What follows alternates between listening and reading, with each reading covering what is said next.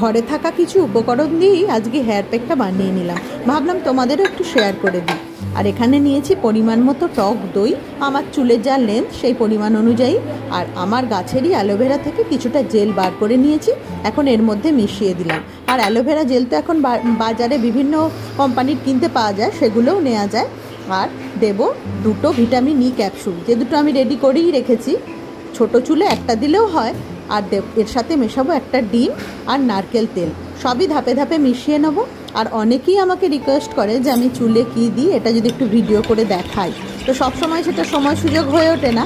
আজকে যখন এই প্যাকটা আমি লাগাচ্ছি, ভাবলাম তোমাদের সাথে একটু শেয়ার করে দিই। তো একটা ডিম আর নারকেল তেল দিয়ে আমি খুব ভালো করে এই প্যাকটা রেডি করে নিচ্ছি।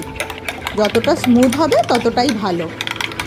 একটা চামচ নিয়ে খুব ভালো করে এটাকে ফেটিয়ে নিচ্ছি, তারপর এটা চুলে অ্যাপ্লাই করে দেবো। চুলে অ্যাপ্লাই করে 1 ঘন্টা মতো রেখে, অবশ্য অনেকে আধ ঘন্টাও রাখতে পারে, তো 1 ঘন্টা রাখলে বেশ ভালো। যতক্ষণ রাখবে আর কি চুলের পুষ্টিটাও হয় আর চুলটা বেশ সিল্কি সফটও হয়ে যায়। তো 1 ঘন্টা রেখে দেবো। আর এখন আমি খুব ভালো করে চুলের মধ্যে এটা অ্যাপ্লাই করে নিচ্ছি। হাত দিয়েই করছি, কারণ এটা হাত দিয়ে করলে আমার বেশ সুবিধা হয়। আর চুলে তো সবসময় হাত দিয়ে করাটাই ভালো উপায়। তো যাই হোক, কেউ দিয়ে দিলে তো আরও ভালো হয়, কিন্তু উপায় তো নেই, আমি নিজেই এটা করে নিচ্ছি। এটা ভালো করে লাগিয়ে 1 ঘন্টার জন্য চুলটা বেশ টাইট করে বেঁধে রেখে দেবো। তারপর যে যেরকম শ্যাম্পু ব্যবহার করে সেটা দিয়ে শ্যাম্পু করে নিলেই হবে। আর এতে চুলটা ভীষণ গ্লেজি এবং স্মুথ হবে।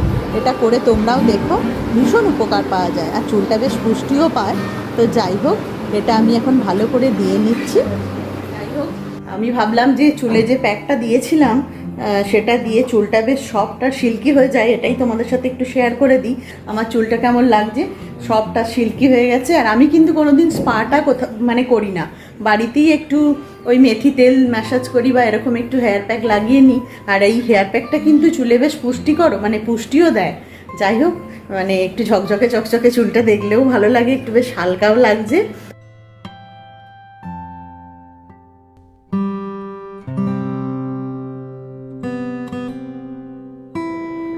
আর এখন তো দেখলেই তোমরা, আমার চুলটা তো শুকিয়েই গেছে।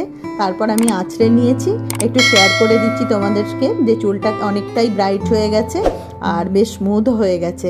যাই হোক, আজকের রেমেডিটা তোমাদের কেমন লাগলো অবশ্যই কমেন্ট করে জানিও, আর ভালো লাগলে একটা লাইক করে দিও।